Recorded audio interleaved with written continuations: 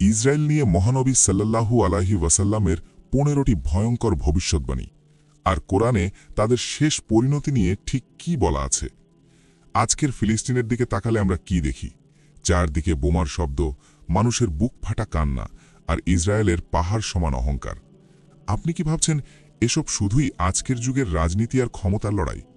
একদমই না। পবিত্র কোরআনে লুকিয়ে আছে এমন কিছু ভয়ঙ্কর ইশারা, যা আজ হুবহু মিলে যাচ্ছে ১৪০০ বছর আগের বলা সেই কথাগুলোর সাথে।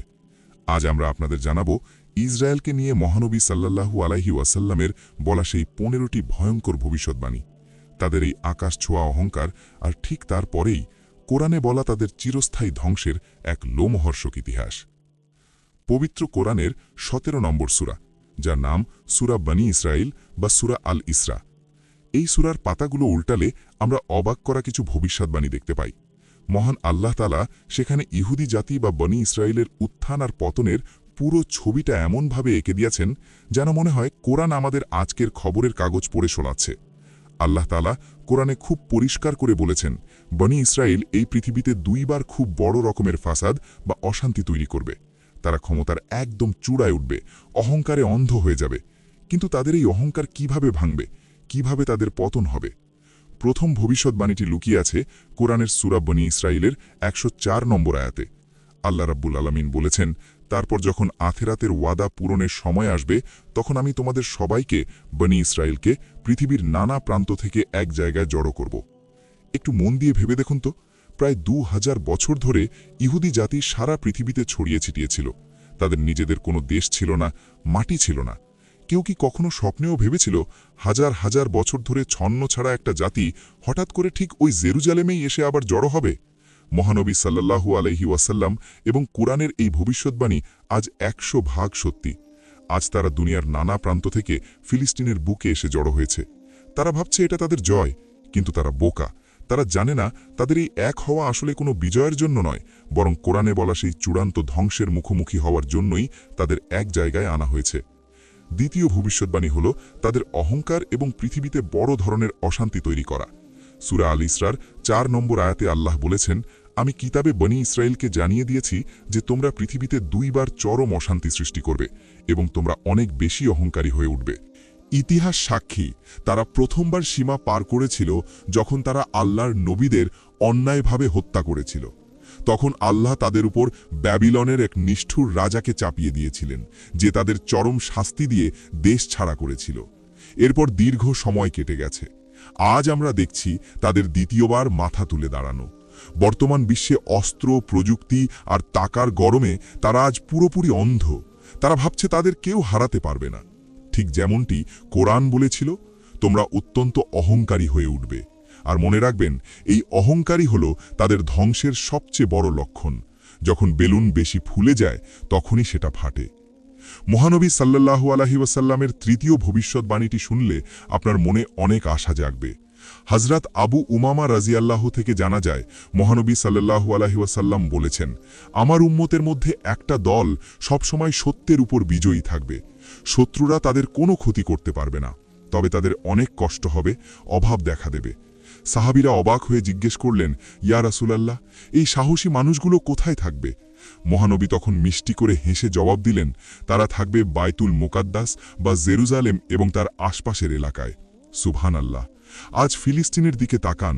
বছরের পর বছর ধরে দুনিয়ার সবচেয়ে শক্তিশালী আর আধুনিক অস্ত্রের সামনে বুক চিতিয়ে দাঁড়িয়ে আছে সাধারণ কিছু মানুষ। তাদের ঘরবাড়ি মাটির সাথে মিশে যাচ্ছে, চারদিক থেকে তাদের আটকে রাখা হয়েছে, পেটে খাবার নেই। তবুও তারা বাইতুল মুকাদ্দাস ছেড়ে যেতে রাজি নয়। তারা মৃত্যুর মুখে দাঁড়িয়েও মিষ্টি মুখে শাহাদাত বরণ করছে। মহানবী সাল্লাল্লাহু আলাইহি ওয়াসাল্লামের বলা সেই কথাগুলো আজ ফিলিস্তিনের প্রতিটি ধূলিকণায় অক্ষরে অক্ষরে সত্যি প্রমাণ হচ্ছে। চতুর্থ ভবিষ্যৎবাণীটি শুনলে আপনার চোখে পানি চলে আসবে।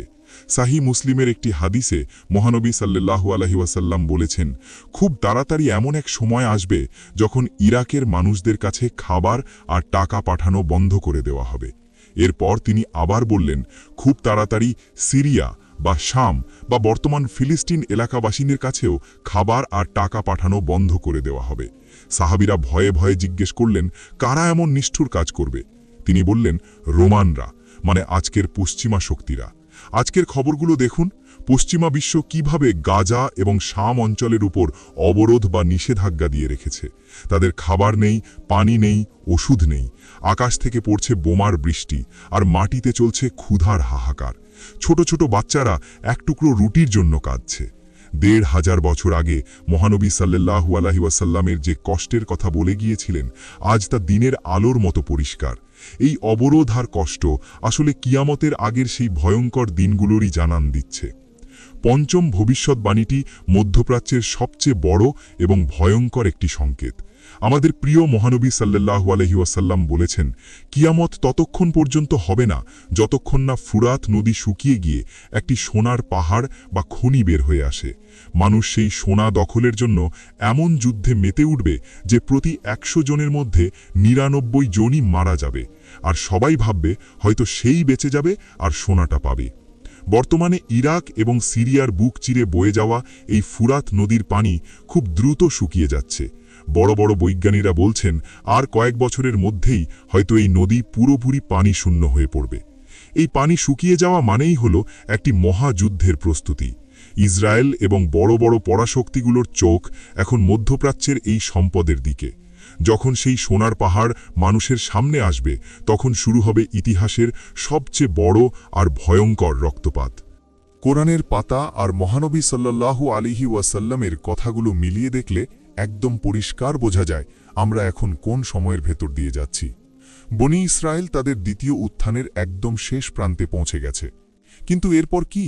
যখন তাদের অহংকার আকাশ ছোবে, তখন কোরআনের সেই ওয়াদা কিভাবে পূরণ হবে? কিভাবে তাদের পতন ঘটবে? দাজ্জালের আগমন এবং ইসরায়েলের চূড়ান্ত ধ্বংসের সেই রোমহর্ষক ঘটনাগুলো।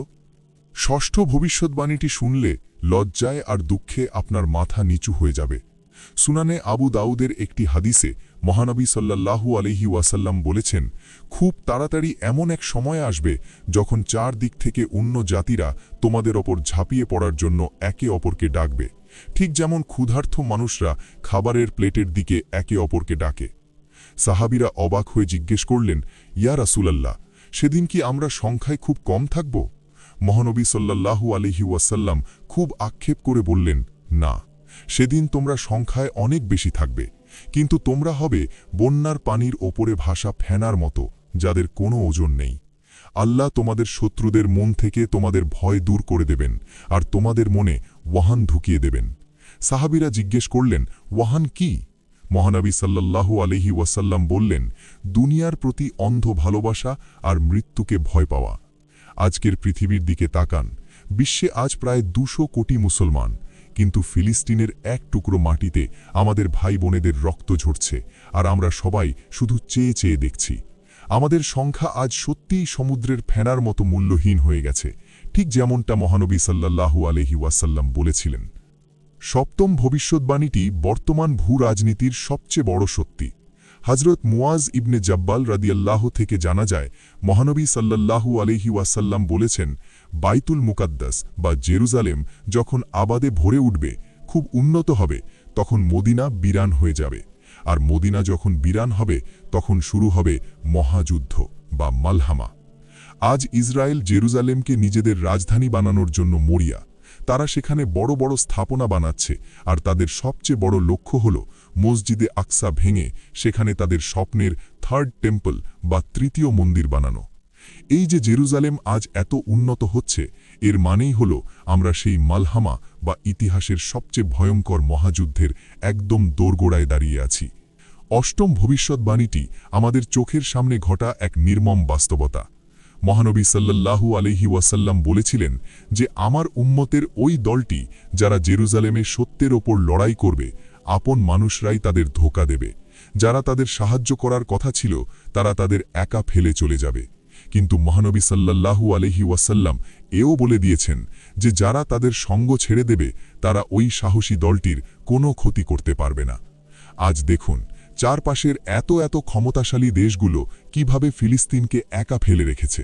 কেউ তাদের দিকে সত্যিকারের সাহায্যের হাত বাড়াচ্ছে না, সবাই নিজেদের ব্যবসা আর ক্ষমতা বাঁচাতে ব্যস্ত।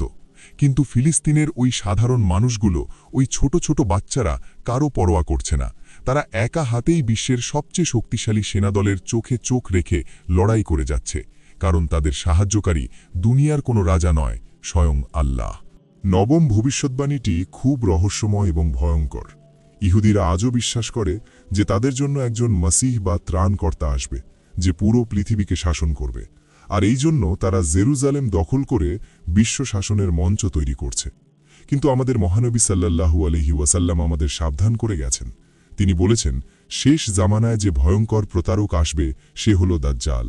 আর মহানবী সাল্লাল্লাহু আলাইহি ওয়াসাল্লাম স্পষ্টভাবে বলেছেন যে ইসফাহানের ৭০,০০০ ইহুদি দাজ্জালের অনুসারী হবে। আজকে ইসরায়েল যে এত অহংকার করছে, এত রক্ত ঝরাচ্ছে, এসব আসলে কার জন্য?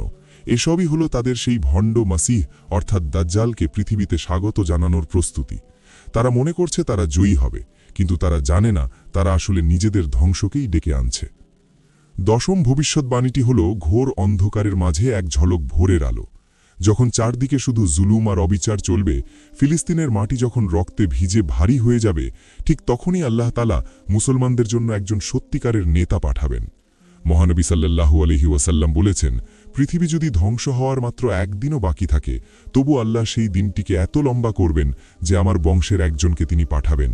তার নাম হবে আমার নামে, আর তার বাবার নাম হবে আমার বাবার নামে।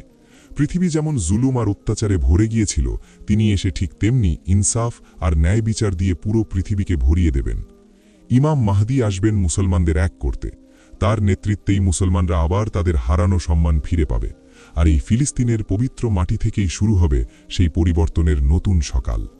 প্রিয় দর্শক, মহানবী সাল্লাল্লাহু আলাইহি ওয়াসাল্লামের ১৫টি ভবিষ্যদ্বাণীর ১০টি আমরা জেনে গেলাম। চোখের সামনে আমরা দেখতে পাচ্ছি কিভাবে দাজ্জালের আগমনের মঞ্চ তৈরি হচ্ছে, আর কিভাবে মুসলমানরা নিজেদের হারিয়ে ফেলছে। কিন্তু এরপর কি হবে? যখন দাজ্জাল সত্যিই আসবে আর ইহুদিরা তাকে নিজেদের ঈশ্বর মানবে, তখন ফিলিস্তিনের ওই পবিত্র ভূমিতে কি ঘটবে? কিভাবে আকাশ থেকে নেমে আসবেন হযরত ঈসা আলাইহিস সালাম, আর পবিত্র কোরআনে বলা বনি ইসরাইলের সেই চিরস্থায়ী ধ্বংসের দিনটি ঠিক কেমন হবে? কিভাবে পাথর আর গাছ কথা বলে উঠবে? দাজ্জালের আগমনের মঞ্চ প্রস্তুত। ইহুদিরা আজ যেই অহংকার নিয়ে সারা দুনিয়া দাপিয়ে বেড়াচ্ছে, তারা আসলে তাদের সেই ভণ্ড ত্রাতাকে সিংহাসনে বসানোর অপেক্ষাতেই আছে। ইমাম মাহদী এসে যখন মুসলমানদের এক করবেন, ঠিক তখনই ঘটবে পৃথিবীর ইতিহাসের সবচেয়ে ভয়ঙ্কর ঘটনা। ১১ নম্বর ভবিষ্যদ্বাণীটি হল দাজ্জালের চূড়ান্ত আত্মপ্রকাশ।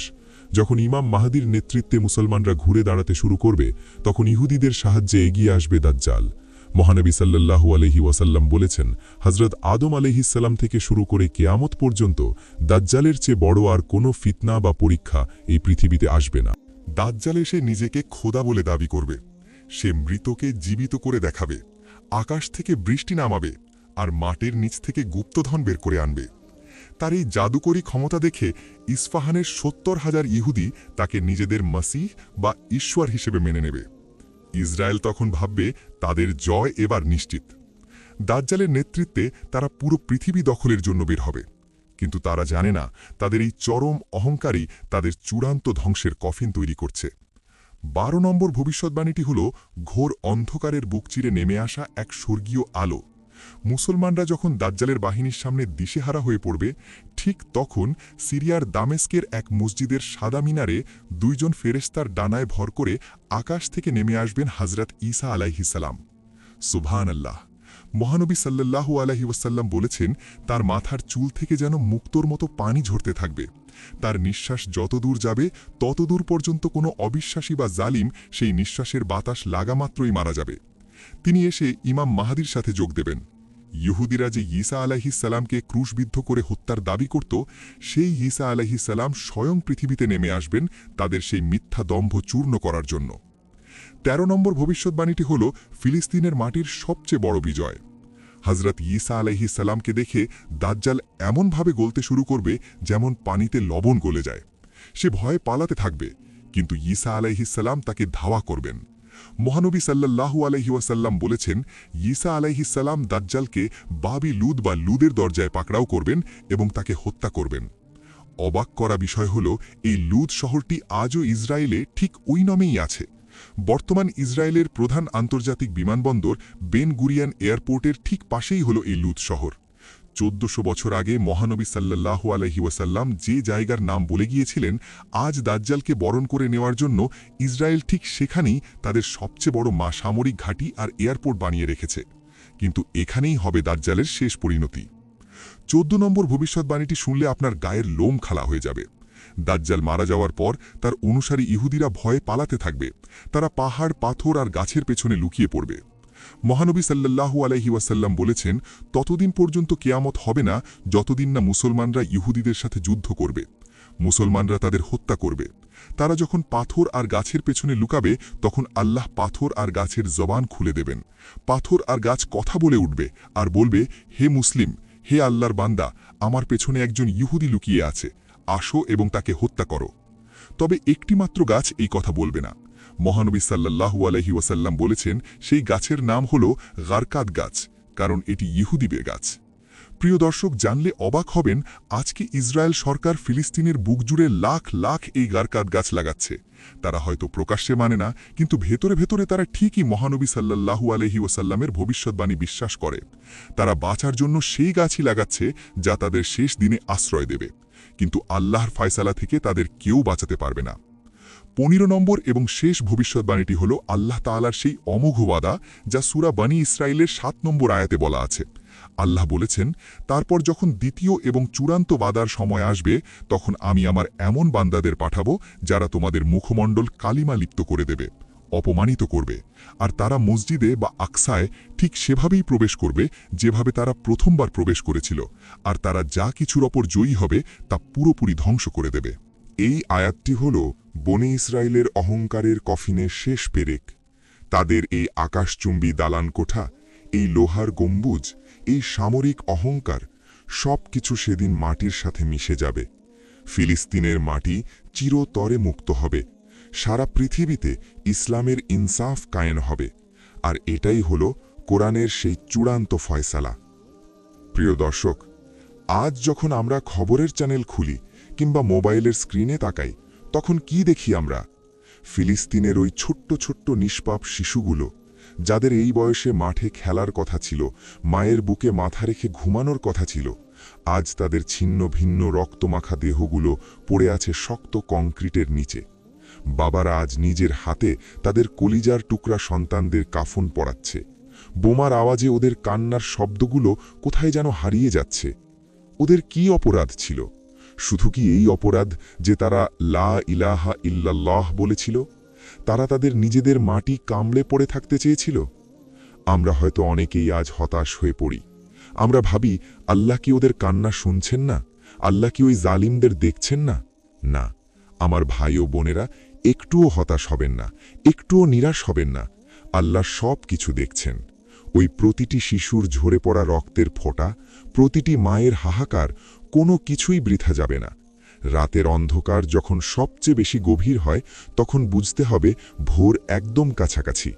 মহানবী সাল্লাল্লাহু আলাইহি ওয়াসাল্লাম 1400 বছর আগে আমাদের যে সুসংবাদ দিয়ে গেছেন, তা অক্ষরে অক্ষরে সত্যি হবে। আজ ইসরায়েলের এই যে এত অহংকার, এত আস্ফালন, এ তো কোরআনেরই কথা। তারা তো সেই ধ্বংসের দিকেই এগিয়ে যাচ্ছে, যে ধ্বংসের ওয়াদা আমার রব্বুল আলামিন নিজে করেছেন। ফিলিস্তিনের ওই পবিত্র মাটি আবারও হাসবে। মসজিদে আকসার মিম্বর থেকে আবারও বিজয়ের আজান ধ্বনিত হবে।